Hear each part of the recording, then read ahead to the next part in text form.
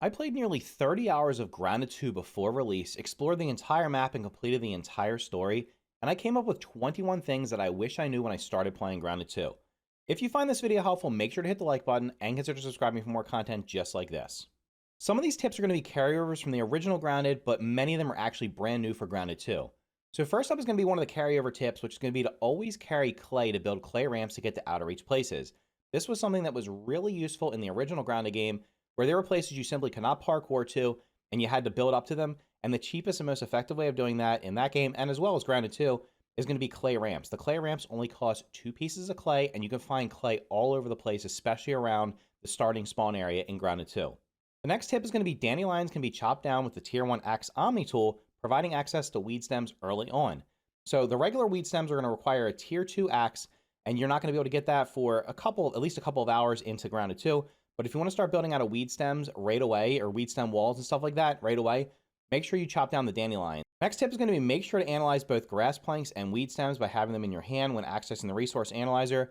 I know for many of you this might seem like an obvious thing to do, but I can't tell you how many times I saw people playing the original Grounded game not knowing how to analyze grass planks and specifically weed stems, since it's not normal to walk up and have to have something in your hand when you're analyzing it.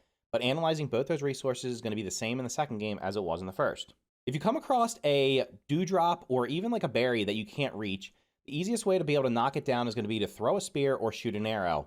You can also throw pebblets and you can throw other weapons and stuff at it, but the easiest way is going to be to throw spears or shoot arrows, as that seems to be the most accurate way of knocking them down. And typically the spear or arrow will drop straight down to you with the dewdrop or the berry, and it'll make it just the easiest way of getting things you can't reach. Next tip is going to be to cut down grass plants for grass seeds. Now, this might seem obvious if you didn't play the first game that, well, grass seeds would come from grass plants, but in the original Grounded game, the grass seeds that were in the upper yard were randomly spawned around the map on the ground. You didn't have to chop anything down to get them. In Grounded 2, it's completely different. I honestly spent a couple of hours looking for grass seeds because I had no idea that I had to cut down a specific type of grass that was called grass plants, and they would drop 2 to 3 grass seeds each. So make sure you're chopping those down if you need them, because grass seeds are needed in some early game recipes, as well as the smoothie that I wanted to make that I was using for healing purposes. Next tip is going to be that grubs make almost no sound when underground, so if you hear a loud rumble, it's a larva or possibly something else. This is another carryover from the original game where you'll see something burrowing underground. Now, in the starting area where you come out of in Grounded 2, that's right by the first outpost, almost everything that's right around there is going to be a grub. It'll be very obvious that you'll see it because it's like bubbling up out of the ground a little bit, and it's making almost no sound. When you start venturing a little bit further out, you'll see the same type of animation on the ground, but you'll hear a pretty loud rumble, and it is obvious that that is not a grub. So if you're looking for grubs, make sure you're looking for the no sound burrowing creatures. Seventh tip's going to be red ants will eat food off your roasting spit, so make sure they're inside your house or in a place that ants can't reach. This is another carryover from the original Grounded, and honestly, you can also use this as a way of attracting red ants, especially the worker ants, because it's not the soldier ants, it's only the worker ants. So if you're looking for red ant parts, you could just leave a roasting spit sitting on a rock or something, or in a house where it's like just slightly out of reach and they can't get to it. But if you leave your food sitting on the roasting spit, you might come back and find out that a red ant has eaten it. Next tip is going to be a slight change from the original game, and that's how to keep food from spoiling. So food does not spoil in the cookery, or it spoils at an incredibly slow rate, so leave it in there in Grounded 2. I'm pretty sure, 99% confident, that it's not spoiling. I don't know if that's intended or not, but what I can tell you is food does spoil on the roasting spits. This was something that changed multiple times in the original Grounded game, where it went from it was spoiling to not spoiling to back to spoiling, and then I think right now it actually spoils at a super, super slow rate. But I did test it out, putting food on the roasting spit and leaving it. If you sleep overnight and come back, it's going to lose probably like a quarter to a third of its spoilage rate. Next tip's going to be one that I personally used in the original Grounded game, and I think many of you probably used it as well, and that's to level up weapon mutations as well as Parrymaster on lawn mites. They're the aggressive creatures that are the easiest to kill, and in order to level up the weapon mutations as well as Parrymaster, you're going to have to use that against either aggressive or neutral creatures anyway. So I know at one point you could actually upgrade, in the original Grounded, you could actually kill like aphids and weevils and stuff like that, and gnats and everything, and that would upgrade your weapon mutations. That was changed at some point, and in Grounded 2, it only works if you're fighting against aggressive or neutral creatures that you've attacked first. But there are lawn mites pretty much all over the starting little zone of the map that you're in, as well as spread out across the map. and they seem to respawn pretty quickly. So it's almost like every day, if you just get in the habit of going over, finding out where they are in relation to your base, killing them, unlocking Perimaster, it'll be super easy to unlock those mutations so you can use your weapon of choice or upgrade the mutations for all the weapons. Next up is going to be Marble and Quartzite. Seem to be readily available, at least for a solo player, so don't hoard them like you did in the first game, or like I and many others recommended in the first game. I wouldn't recommend upgrading tier 1 gear, as you'll get access to tier 2 gear pretty quickly. But what I did was I upgraded all of my tier 2 gear that I've crafted so far to level 3, which is the max, I believe is the max, at least the max that I've found.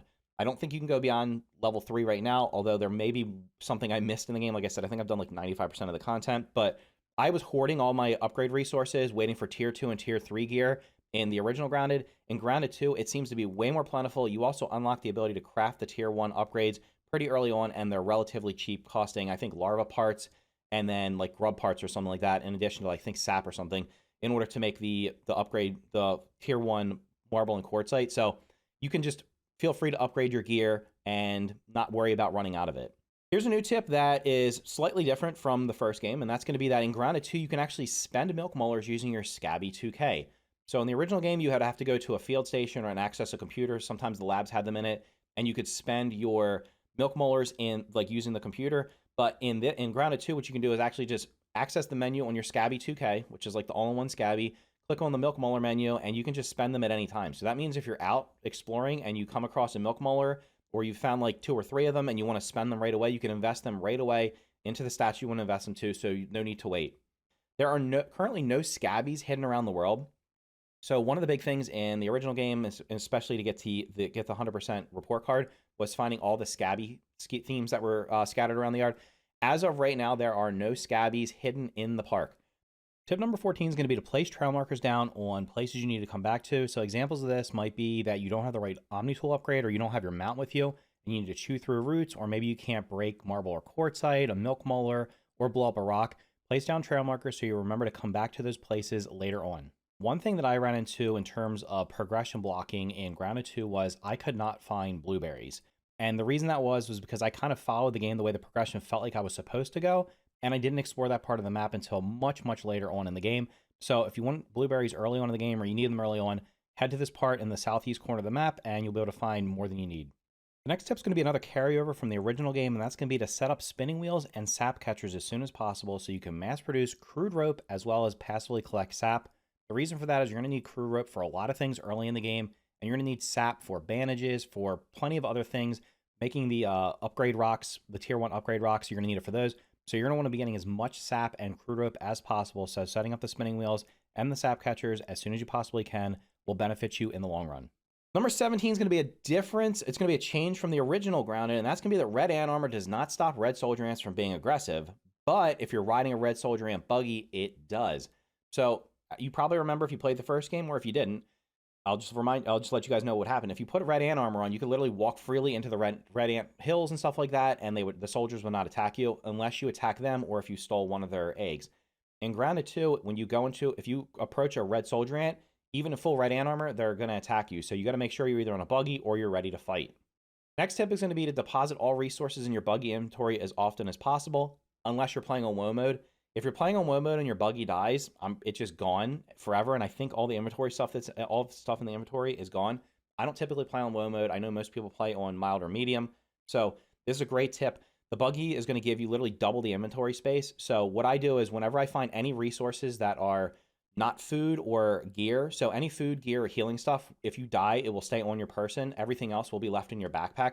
What I do is when I find any resources I'm collecting, whether it's something as simple as sap, or if I find marble and quartzite, or if I find bug parts, what I do is as soon as I can, I go to the buggy and I just deposit all those resources into the buggy's inventory, because if that buggy dies, it'll just be back at your base in the little nest you have set up for it. So when you get back there, it'll be there. It also just clears up a bunch of your inventory space. Next is going to be to take the red soldier ant buggy with you everywhere after you get one, as there are many places that require one to chop through the roots. So there's going to be roots that you can only get through by being on the red soldier ant buggy and using its attack to chop through them. The entire map that's in the launch of Grounded 2, there's going to be places all over the entire thing that require you to use that soldier ant to chop through the roots. And usually what's going to be hidden behind is going to be raw science, or there might be milk molars. Sometimes there's candy and stuff like that. Sometimes you actually just need it. It'll be like an easier way to get somewhere. I'm trying to think. I don't know if there was any places that actually were progression blocking because of it, but definitely just make sure you take the red soldier ant buggy everywhere you go as soon as you unlock it, because it's just going to be super useful. So you don't have to go all the way back, maybe like all the way across the map just to get the one thing. All right, the penultimate tip here is going to be the acorn turrets are worth using when your base gets attacked. So there are base raids in Grounded 2. They are not faction reactivity, and I don't think faction reactivity exists as far as I know, but you can actually get attacked. And when you get attacked at your base, using the turrets is actually super useful. Much more useful than my experience with using them in the original game.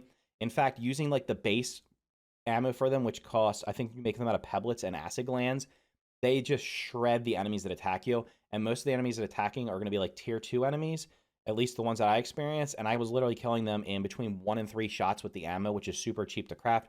So make sure you have acorn turrets on your base or around your base so that when you do end up getting attacked, it'll make the base raids much, much easier.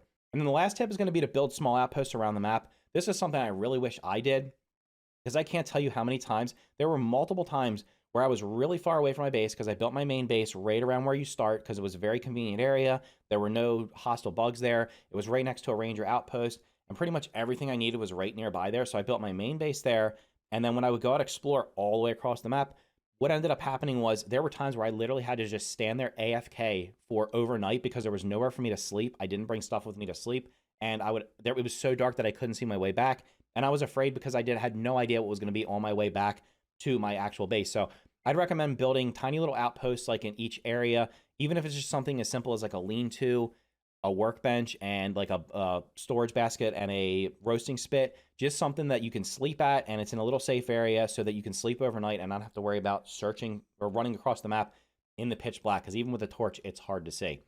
So anyway, those are my 21 things I wish I knew when I started playing Grounded 2. Once again, if you found this video helpful, make sure to hit the like button and consider subscribing for more content just like this. Thank you for watching, and I will see you in the next video.